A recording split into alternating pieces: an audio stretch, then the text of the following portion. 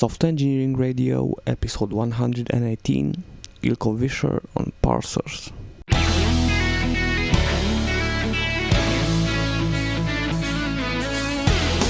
This is Software Engineering Radio, the podcast for professional developers on the web at se-radio.net. SE Radio brings you relevant and detailed discussions and interviews on software engineering topics every 10 days. Thanks to our audience and the partners listed on our website for support.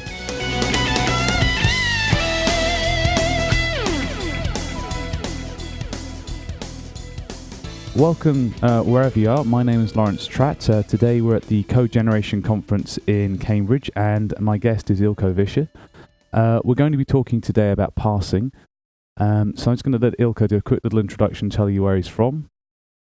Hi, Laurie. So my name is Eelco Visser. I work at Delft University of Technology, which is in the Netherlands, and I'm an associate professor there, and I had a group of PhD students and postdocs doing research into language engineering, software configuration management, and stuff like that.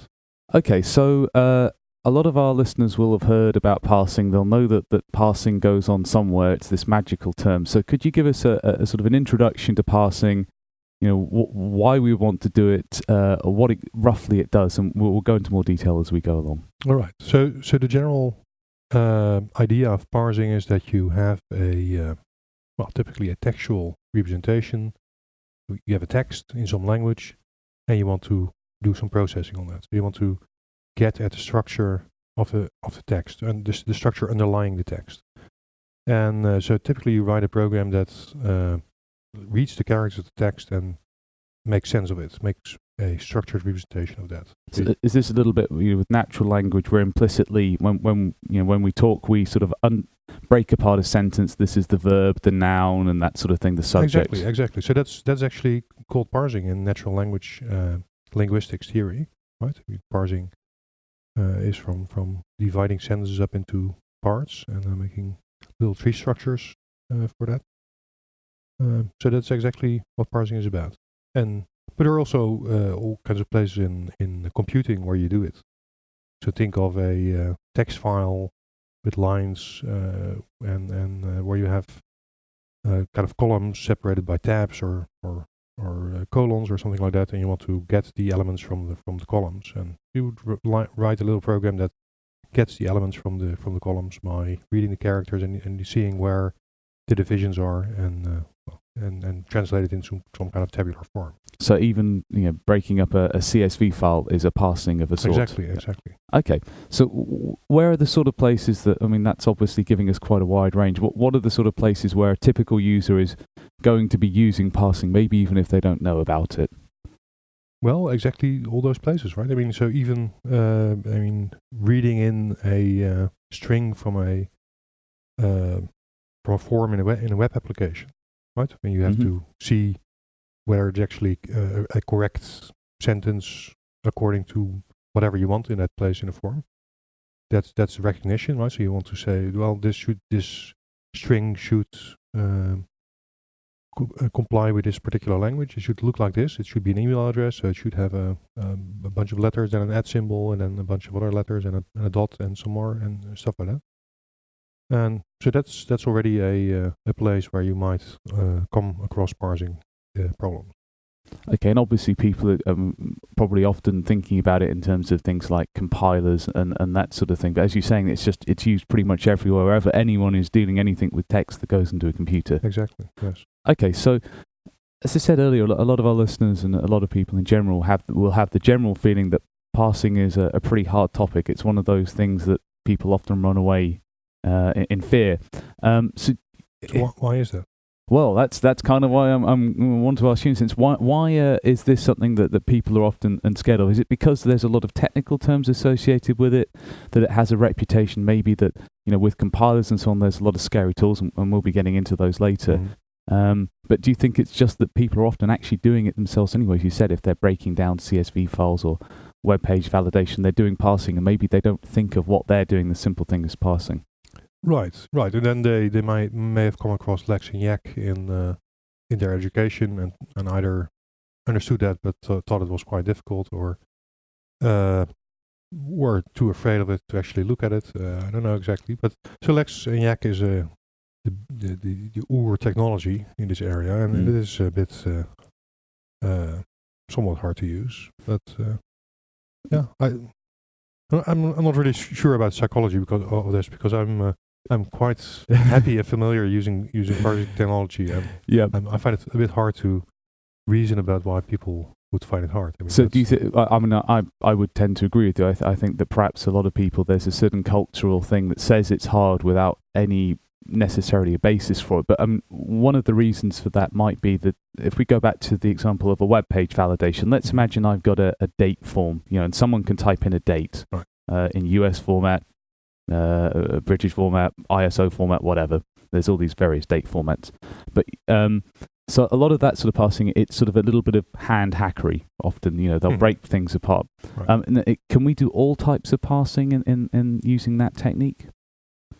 Right. I mean, well, of course. I mean, you can, if you have a general purpose programming language, you can implement any parsing problem that you want, right? The only problem is that at some point it becomes very unpleasant doing it yourself, and then you would rather like to use some higher level abstractions, a domain-specific language. How unpleasant would you say? I mean, are we talking about impractical, or that there's a lot of corner cases that don't tend to be done correctly?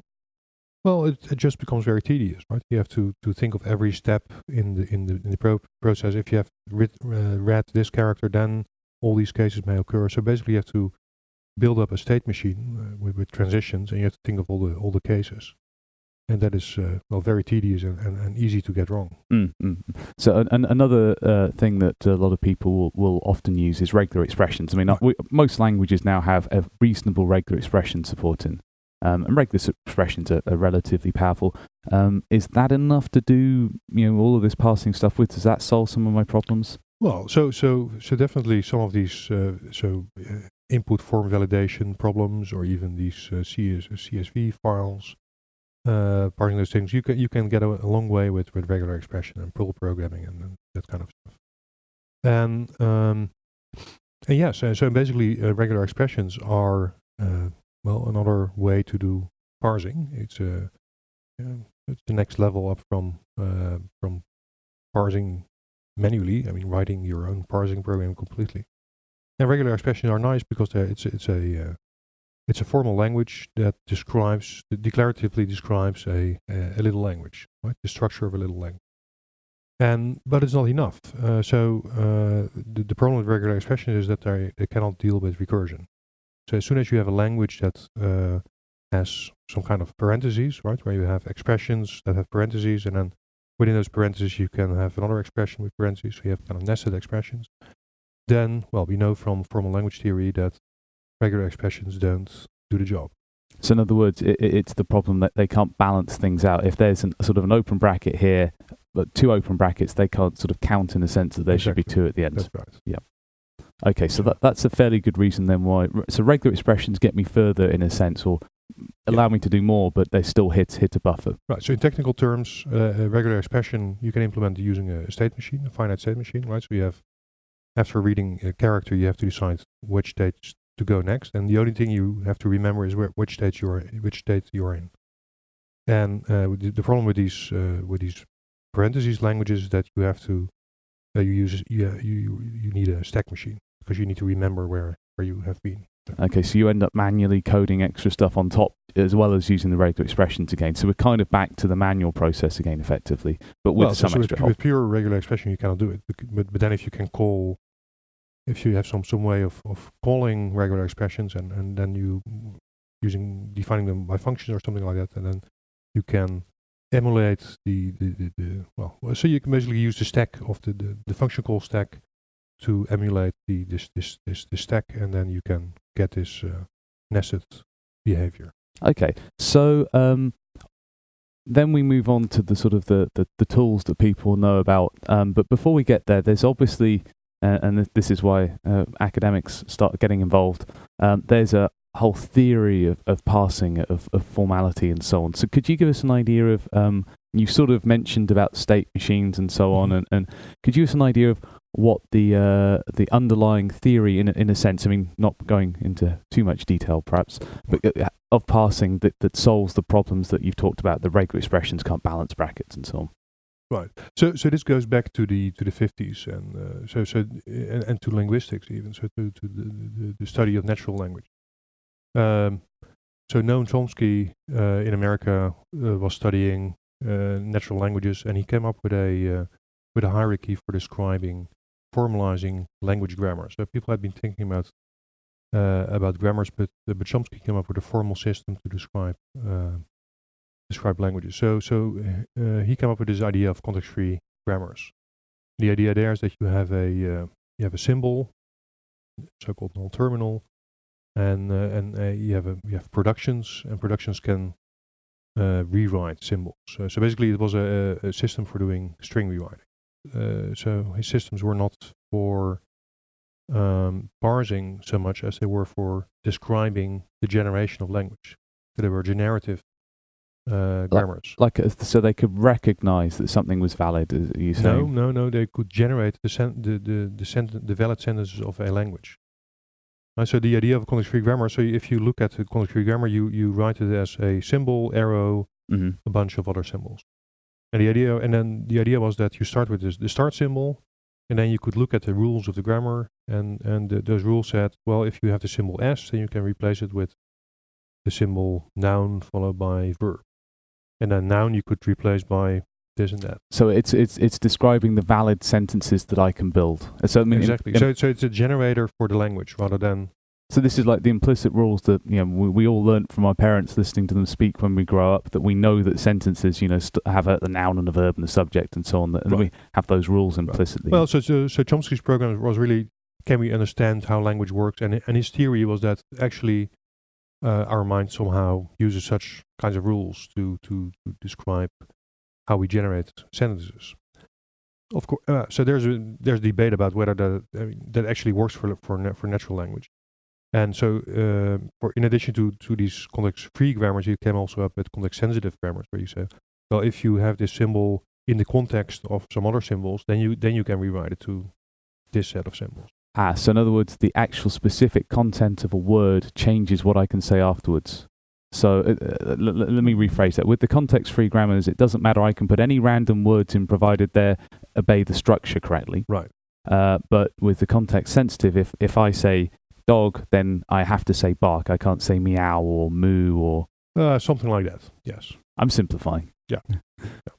So how does this then relate to computing parsing? So you said this is... Right. So then in the early 60s, people were working on Algol 60. So this was a domain-specific language for defining algorithms, right? I mean, that was the problem of the time. And they tried to formalize the design of that language, and so they had a report about it. And so they came up with this formalism called the eBNF, BNF actually, so called Beckes-Nauer form. And Beckes and Nauer kind of independently, I remember, came up with this formalism for describing grammars, which was basically equivalent to Chomsky's context-free grammars. And so they use these rules to describe the syntax of Algol.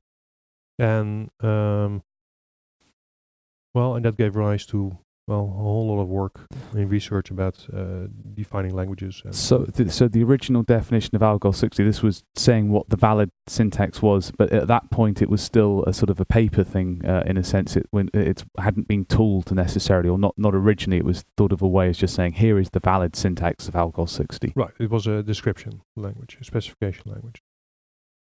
So we mentioned earlier about BNF, Beckes-Nauer form, and we also mentioned eBNF. So could you just give us, listeners a brief idea what the difference, but what does the E do, as it were? So the E stands for extended BNF, and so BNF is plain context-free grammar. So you have a symbol on the left-hand side and a bunch of symbols on the right-hand side, and you basically can expand symbols.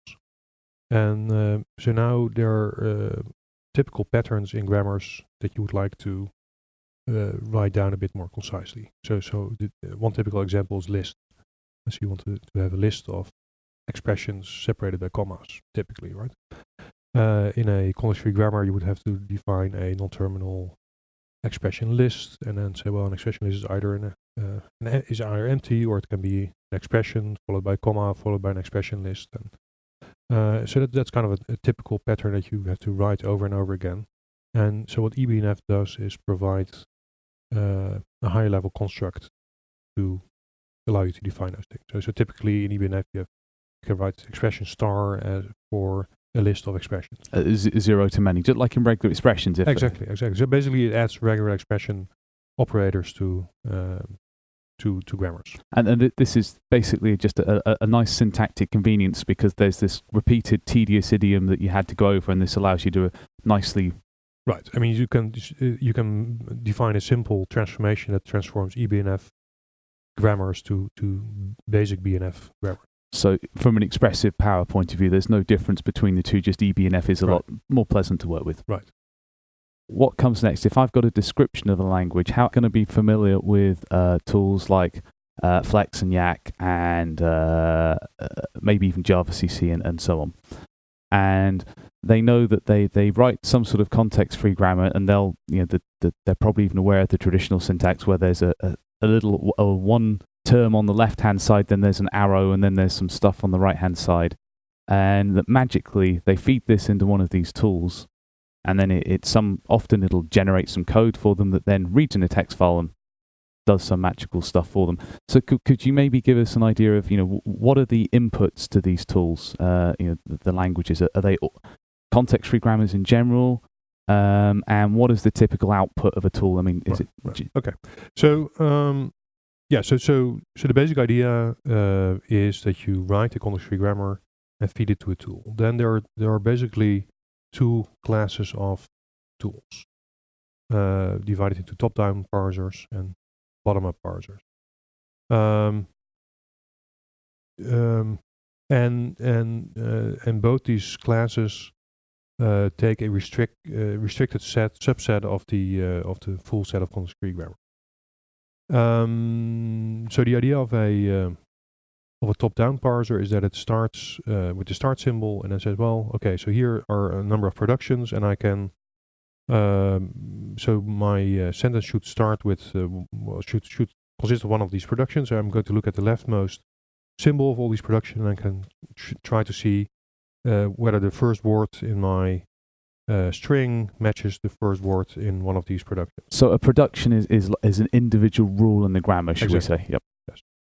And then it goes on, and so if it decides, well, this production you should take, and then it says, well, next we expect this symbol, and we're going to look at the production of that, and then eventually you have a complete tree. The problem with top-down parsers is that they cannot deal with left recursion. For instance, imagine a production where you have an expression E, can be an expression E followed by the symbol plus followed by another expression. So in other words, if I do the standard calculator grammar, so I've got expression plus expression, or expression minus expression, expression star expression, standard simple mathematics, that can't be expressed in Exactly. So in when you just feed that into a top-down parser, such a grammar, then it will loop, because it will say, well, okay, I need to recognize an expression. In order to recognize an expression, I have to recognize an expression. So it will infinitely loop and try to... And it never makes any progress. Right. Yep. And then you have bottom-up parsers, and those are, Yacc is the prototypical bottom-up parser. The idea there is that you decide that if you want to recognize a string for a certain symbol, then you look at all productions and try to see if you can make progress with any of those productions, and maybe multiple. And then at some point you reach a point where you have reached the end of a production, and then you can actually say, well, now we can make a reduction, and we can say, well, we have recognized this part of the string corresponds to this production, and then you can go up one level. Okay.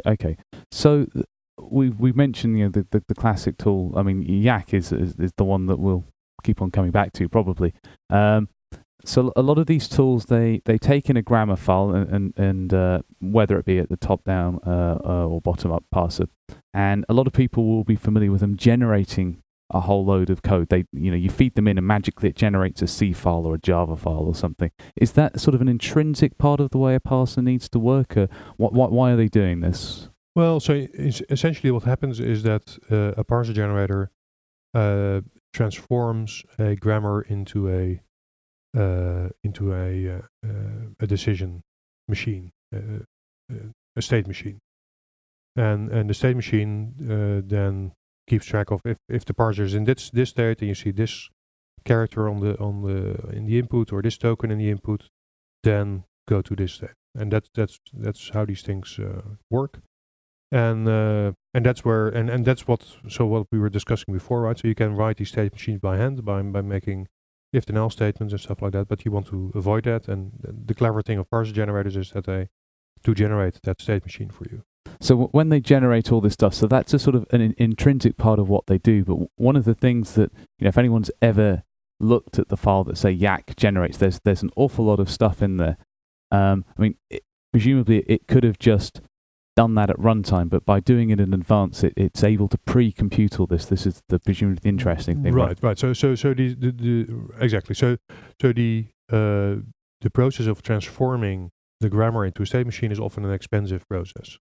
So you want to pre-compute that. At least, if you get large grammars, this can be quite an expensive process, especially if you have these LALR parser generators with lots of look ahead, then these tables become huge. So you want to definitely do that offline. But then the other issue is, so the essential part of this is that you compute the state machine, and then you could have some representation of that. So you could put the state machine in an XML file, and then read the XML file in at runtime and interpret it. And that is, so the fact that parser generators generate code is not really essential. I mean, you could generate a parser, so you need the representation of the state machine, and then you can interpret that somehow, or you can generate code that executes the state machine transitions, but that is a matter of engineering, basically. Okay. I think that will be quite interesting to a lot of people. As I said, it's often just a sort of a cultural expectation they generate code. So it's good that we're so clear for instance, the SGLR parser that's used by SDF, so the grammar formalism that I've worked on, it actually interprets a file that encodes the state machine, and it doesn't. So you don't have to generate a parser for each language. You can just read it in at runtime, and but the computation of the state machine, that is the expensive part, and you want to just do that once effectively. Basically. Okay. So the other thing that anyone who's used these tools, so I've now, let's imagine I've got a Yacc thingy, I've generated some code, or I'm reading it at runtime. So I've got a parser, and I give it some input. The question is, what does it do next? We've sort of touched on this, that it builds a tree or something. So could you talk about what's often called semantic actions or parse trees and so on? Right. So then the question is, so you have this grammar, you can recognize. So the basic thing that a parser does for you is recognize sentences, right? So for instance, you could use it in a web application and recognize that the input of your form is actually correct according to the syntax of the language. And then so you could indeed make a parser for dates, right? But next you probably want to actually use the structure, right? I mean, we talked through this in the beginning. You actually want to have the structure of the text so that you can do further processing. And so typically, so there's an intrinsic correspondence between a grammar provides a structure for sentences, a natural tree structure. And so if you look at a ContextFree grammar, it's so let's look at this expression grammar. So you have an expression plus an expression is another expression, and expression times expression is an expression. So now if you read the sentence A plus B times C, then the natural tree representation is you have a plus node with an A as a child, and you have a times node, which is a child of this plus node, and it has children C and D, B and C probably. Mm-hmm. So what you could let a grammar or a parser do is build this tree structure. So, for instance, the SDF formalism that I mentioned before does exactly that. So when you parse a string with that parser, it will build a tree structure, a term representation of the text that you have parsed, and then you can use it as an input for further processing. So this is what a lot of people call a parse tree, right? That's right. And so can you some parsers automatically create this parse tree, and sometimes some parsers you can either create it manually or you don't even necessarily have to. So, for example, the Yacc type family has this semantic action, and exactly. You see this slightly artificial example, perhaps, where they have the calculator grammar and they actually automatically add numbers up and multiply. Right. So the original philosophy in compilers in the 70s was, well, you didn't have a lot of memory, and you should really parse a program, and immediately when you were parsing, you should compile it to machine code, and so you had a single linear sweep of your program that should do everything at once, because that was easier, because you didn't have to read in the whole program in memory, because there just wasn't that much memory. So you really had to optimize for those kinds of things. And so you see that languages in those days were designed for this. For instance, Pascal was designed so that all definitions became before uses, right? So, and that was a design in order to enable this kinds of processing. You parsed your program, and then immediately you could compile it. And now, so parser formalisms were also designed in such a way that you could actually, rather than building up a tree, so there's this natural tree underlying the grammar, you would actually perform semantic actions as a result of recognizing a production. So then you would attach to a production a so-called semantic action, and which basically was a statement in your host programming language. So Yacc used C, and you could execute a bit of C code there, and where you can, and then, well, there was access to the stack, so you could actually access the children of the trees, and then so one way to use this is actually to, in those semantic actions, build up a tree that you then could later process. But you could also immediately perform semantic evaluation. So you mentioned the expression calculator. That's a standard example in compiler cores, where you would, instead of build the tree plus AB, you would actually compute plus the value of A and the value of B. Right? Okay, so I mean, I think what we're effectively saying there is that back in the day, I mean, parsing was a very expensive activity in computation and memory terms. So there was a lot of effort to try and make this whole thing efficient. So, for example, parse trees. If you parse a whole load of text, build a big tree, it's expensive. So we try and do things as we go along. Now that maybe also brings us to a lot of one of the reasons I think why parsing scares people is there's a load of these weird terms, LL, LR, LALR, and so on. So can you give us maybe a little idea of the history? Why are there are these various terms? Maybe if we can explain some of the major ones just briefly at a sort of high level. Right. So before I mentioned top-down parsing and bottom-up parsing, so these are the fundamental ways to do parsing. And so, for instance, in top-down parsing, you say, well, which we should decide on the production to take by looking at the first symbol. So basically what you were doing there is so look at the first symbol in the input, and then try to match that against the symbols in the left-hand side of the production. Or you could have a bit of more look at, and so that is called LL parsing. And LL1 is where you have a look ahead of one, and LL2 is where you have a look ahead of two tokens. So that means that it's not that I look ahead two things in the grammar. It's I look ahead two things in the inputs. That's right. Okay. That's right. And you would actually do a bit of a computation to see if which tokens were predicted by symbols in the production. So maybe this is a point actually we should be explicit of one again. Maybe another one of the things that a lot of these parsing out approaches have given us implicitly, and we don't think about explicitly. We've mentioned tokens and non-terminals. So all of these parsing things, they're actually based on a sort of a two-phase structure, aren't they? That's right. The first or typically they were. The first stage being I break stuff up into words. And simple. If I look at English, for example, it's just a word is separated by space, so I just break everything up. So those are the tokens, and you also called those non-terminals.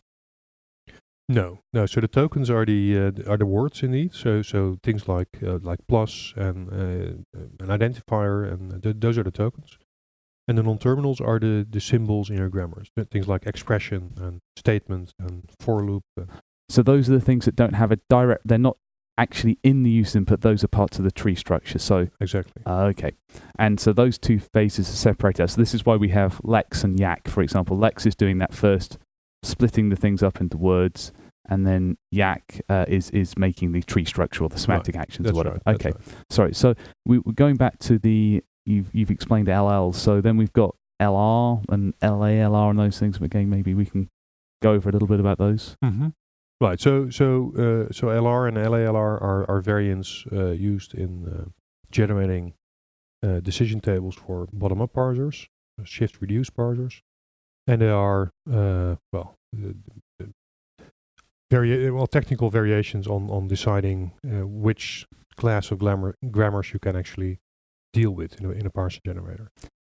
So effectively, these terms, what we're saying, if we go back earlier, we talked about context-free grammars, and I think it's fair to say for all computer languages, that most computer languages we're interested in, context-free grammars are what we want. Yes, you would say so. But then people invent things like offside rules in Haskell or Python, which don't exactly, which you cannot express with context-free grammars. Okay. Unfortunately. Okay. Well, maybe we'll get on to that later. So that's quite interesting. But all these funny terms like LL and LA and LLR, LALR even, are really saying actually we're taking subsets of the context-free grammars. We're deliberately cutting down the number of things we can parse, presumably for efficiency reasons generally. Well, the issue is ambiguities, right? So if you in a top-down parser, you need to decide which way to go. And you can look a couple of tokens ahead, and then you can decide that. If you have to look too much ahead, then you're inspecting the string all the time. But for some grammars, for instance, these left recursive grammars, there's not enough tokens you can look at because there's not a fixed number of tokens you could look at to decide where to go, what to do. So they restrict. So for top-down parsing, the grammar is restricted to be non-left recursive. So that's one example of a restriction to fit a particular approach to parsing. And so we went back to the fact that a lot of this parsing stuff happened in the 1960s, and computers were just a tiny little bit slower then.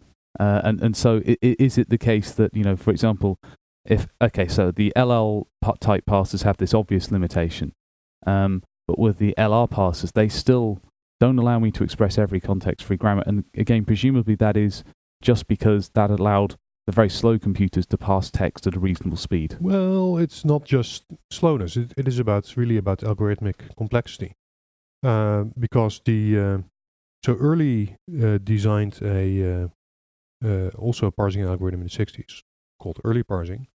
And that actually can deal with all context-free grammars, well, maybe except for circular ones, but so it basically can deal with all context-free grammars. But the complexity of that algorithm is cubic, so it can take up to n to the third time to parse a string using an early parser. So if I've understood that correctly, what we're saying there is early parsing, and that's early with an E at the end, as an EARLEY, rather than just early in the morning. The algorithm, I mean, it's not necessarily that it's difficult to implement for the poor person who writes the parser. It's that the longer the input, potentially, it takes a cubic amount of time to parse. In other words, it can be very, very slow. And so when it was invented, that on the computers of the day, that would have taken hours possibly to parse a relatively simple string for the calculator grammar, for example. I mean, typically things get bad if you get longer strings. Yeah. And well, so that is complexity, right? I mean, it doesn't scalability. It doesn't scale to large things. So this challenge was to have parsing algorithms that were linear, and L and LR guarantee linearity for parsers. So is this still a concern today? I mean, the phone, the processor I have on my phone, for example, is 10 times the speed of the fastest supercomputer in the 1960s. Right, but still, I mean, complexity beats everything, right? I mean, things go up fast.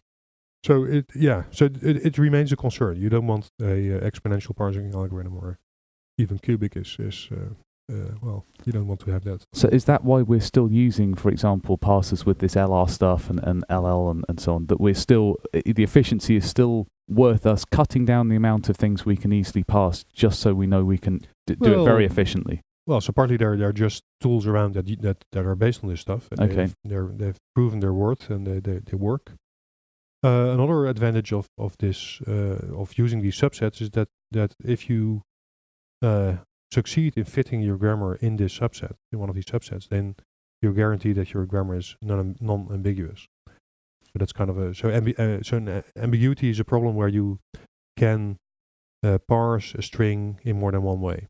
But so you can say, well, it might be an expression, but it also might be a state. And that's typically not what you want when you define a language, because you want to be clear about what is the classic type of ambiguity is if I have the expression 2 plus 3 times 4. Now, we implicitly expect that to be 2 plus brackets 3 times 4. Right. But a parsing algorithm thinks, well, I could either do that as 2 plus 3 brackets times 4 or the other one. And that's the sort of... That's an example of ambiguity, indeed. Yeah, so depending on how you formulate this, the grammar may be ambiguous to parse those kinds of expressions, indeed. Okay, so earlier we mentioned about parse trees. Now, there are two terms that often come up in parsing, which is parse trees and abstract syntax trees. Could you differentiate between them for us? Sure. So a parse tree is a tree you get directly from parsing according to the grammar. Right? So we talked about this production E is E plus E. And so the parse tree you would get from that is a node with label E, and it has 3 children, one labeled E, one labeled plus, and one labeled E. And even you may have white space in between, and you could have that in the parse tree as well. So it still maintains, the tokens. Actually, the original user's text is all somewhere in there. Exactly. Probably. So you can exactly reproduce the string from the tree, right? So by just going over the tree and printing all the bits of text that are stored in a tree, and then you get your string back. So there's a one-to-one correspondence between the parse tree and the string you have parsed. Okay, so and then we have abstract syntax tree. Right. So now, of course, this plus child of this node is not very interesting, because we know. So what you do in abstract syntax trees is transform this parse tree to a tree where you label the nodes of the trees with the name of the production. So for instance, we could name the plus production plus, typically, and so then we could transform this this tree E with children E plus and E to a tree with in the root label plus and as children 2 expression nodes. And we throw away the literal and also white space and stuff, because we typically don't need that for further processing. So if I can try and repeat that back in another way maybe. So if I've got to say a compiler, I do my first pass and I get back a parse tree which has got all of the bits of the text in there, but then that's quite low level. So then I'll typically have a phase which would create me an abstract syntax tree which will flatten the structure, throw away the bits of the user's input that are not relevant, that are just formatting related and so on, and just leave me with the essence really of what the user wanted to say. Exactly. Okay, and are there tools, are there ways of, how does one create an abstract syntax tree? Is it done by hand or? Well, so some of these parsing formalisms, we talked about semantic actions a while ago, and there you see that, the user is actually in control of building the tree, so typically there you immediately build an abstract syntax tree rather than a parse tree. So there's not this 2-stage processing, you just build an abstract syntax tree immediately. Other formalisms, but the disadvantage of that is that you actually have to do it, right? So you have to build a structure, and you could say, you could actually derive this abstract syntax tree automatically from the grammar, because there's a one-to-one correspondence between grammar parse trees and abstract syntax trees. And so SDF is a formalism which was designed to do that. And so there's a one-to-one correspondence between parse trees and abstract syntax trees. And so there's a bit of there's an issue why you cannot do that with all kinds of grammar formalism, because in many grammar formalism you have to we talked about ambiguities earlier, and you have to disambiguate explicitly. And typically you do that for expressions, for instance, by having different levels of precedence which you encode as non-terminal symbols. So you have a level for multiplicative expressions and additive expressions, and these are different symbols. And then what you get is that you get so-called injection. So production that say, multiplicative expression is, an additive expression can be a multiplicative expression, or it can be a additive plus an additive expression. And then, so this injection from going from multiplicative to additive is kind of a tree. You will get a tree node with a single child in it, and you may have long chains of these injections, and that gives you that's often why you see that you want to have this mapping from parse tree to abstract tree. So you not only throw out these literals and layouts, but you also flatten these injection chains. And so you have to so that's one thing. Another thing is that in some approaches you use iteration to express. So you can have a long row of e plus e plus e plus e, and that's then expressed as an iteration. But in a tree you would rather like to have a nested tree structure, and then you have to do a transformation to get from that the list of expressions to the nested structure. This is, for instance, a case where in top-down parsing formalism where you cannot express left recursion. And so the idea of SDF was that it should be a formalism where the tree structure you get is really a one-to-one correspondence to the grammar formalism. So you're from the grammar you know what your tree looks like, and in order to do that, it couldn't use these. You shouldn't express precedence in the grammar, but you should.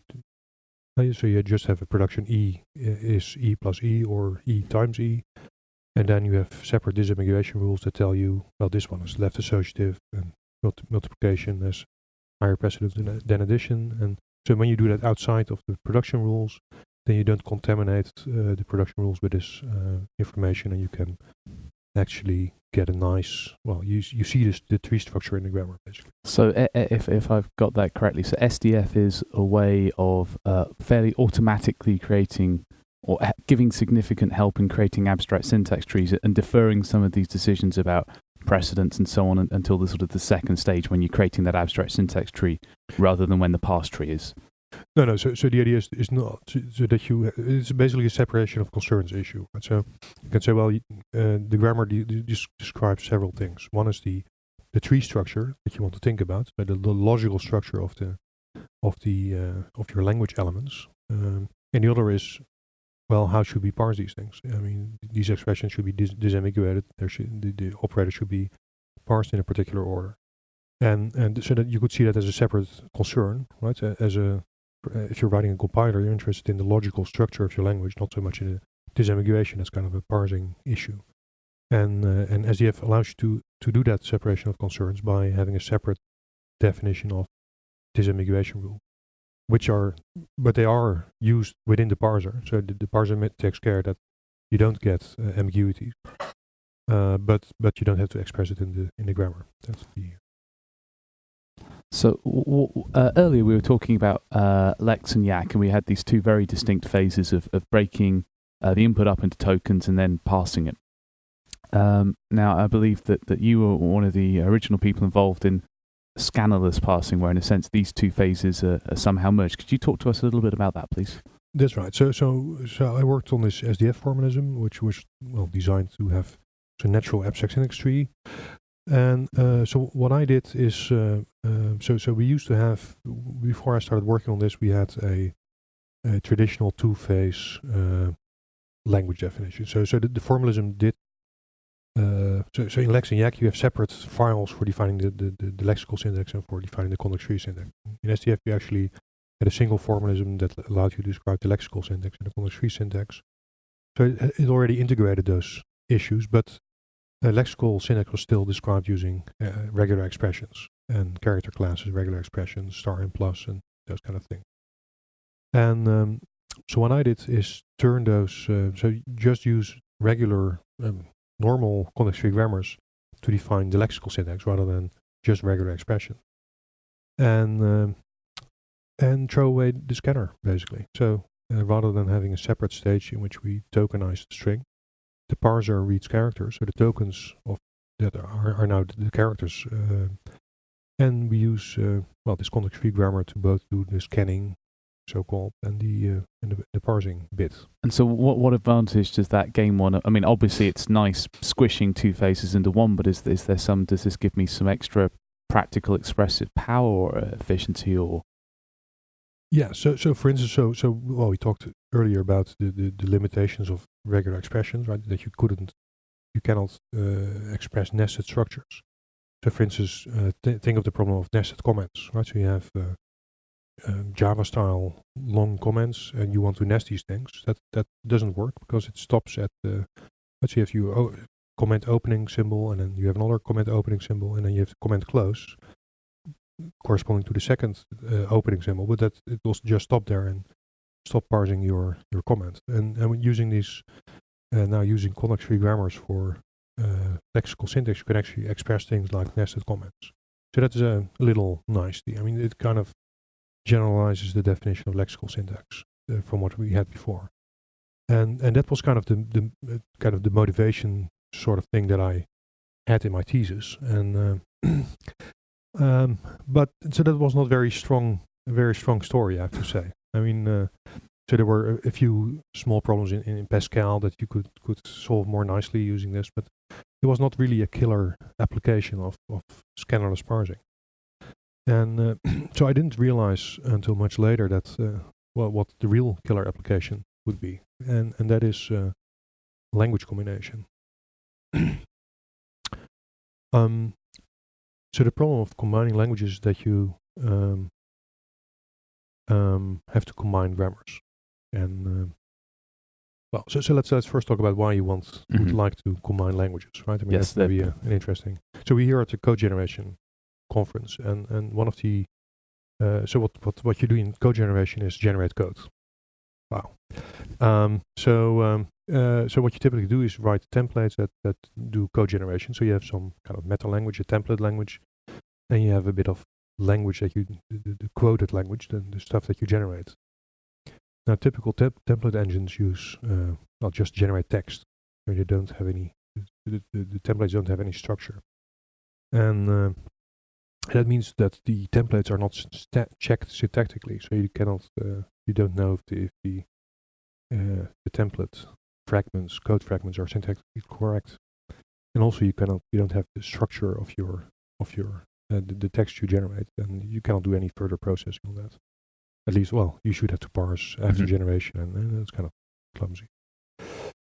So now using language combination, you can say, well, okay, we define a template language that is extended with, say, the language of the syntax of Java, so that we can actually parse the template fragments using the proper syntax of Java, and then we can syntactically check that these fragments are correct, and then we can also build and use the underlying abstract syntax tree to actually generate abstract syntax tree rather than text files. So before this was difficult because Lex and Yacc, effectively those two phases were very distinct. I had to entirely take my text in and turn it into words, tokenize it, and then I would parse it. But if I've got two languages in a file, then they probably don't share the same tokenization rules, presumably, and that would make combining them very difficult. But if I'm using scannerless parsing, it can automatically say, oh, I've reached the Java bit now, I turn into the Java parser, as it were, and then I go back to the template language, I turn into the parser and scanner for that. Right. So also there's a bit of theoretical foundation for this. So the problem is that the context-free grammars are closed under composition. So if you take two context-free grammars and put them together, you have a new context-free grammar. But if you take a regular grammar, so the one that is used for defining the tokens of a language, regular grammars are not closed under composition, nor are subsets of the context-free grammar, such as LALR or So LALR. Can we explain to our listeners what we mean by it's not closed under composition? Right. So you take two LAX files, put them together. You don't have a new LAX file. It's an invalid file, probably. So it may not be a new valid LAX file because it doesn't follow the restrictions of the language, or it may actually be one, but because the rules have to be in some order, you may not get the tokenization that you want. Right, so that you may have, for instance, keywords of one language are identifiers in the other language, and then there would be reserved words, so you cannot no longer use those keywords of the other language as identifiers in your other language, and that is annoying.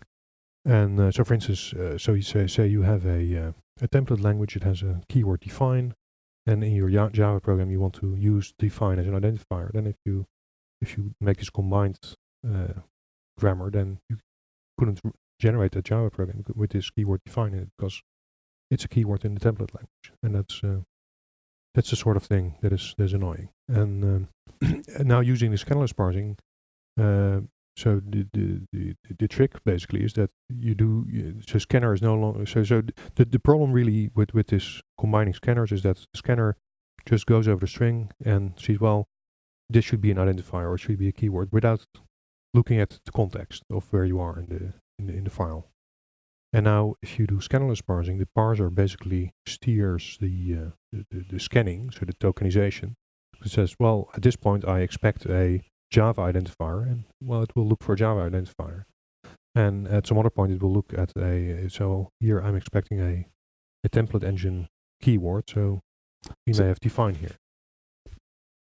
So is this a context-sensitive grammar then? We mentioned this. Yeah, it's a bit confusing, isn't it? A context-free grammar that does context. It is still context-free. It is context-free, but it still provides context. That's always a bit counterintuitive. So let's see if we can. No, you're right. I mean, so this is just it still is a context-free grammar, but so you do scanning in the context of a particular symbol. So it maintains all the sort of the theoretical niceness of context-free grammars. Exactly. Yep. Yes. Okay. So given that we're sort of moving into this future, possibly, where we're getting lots of domain-specific languages and we're embedding them in, scannerless parsing is probably a significant way of enabling this, something that was very difficult to do before. So do you see this as the sort of the killer application for scannerless parsing? Absolutely, yes. I mean, we have been doing really great things due to the fact that we had this scannerless parsing algorithm. So we've been embedding domain-specific language into Java. We've been building code generation tools where we embed the source and target language into the meta language, so that we can parse fragments of those languages. And I think you only get that right using something like scannerless parsing and the techniques underlying SDF. Okay, excellent. Well, I would agree. It sounds like a really great way of moving things forward. I think probably be seeing an awful lot more scannerless parsing as we move into this sort of world. So I think that's probably something for everyone to keep an eye on. Eelco Visser, thank you very much. Thanks. All right, it was fun.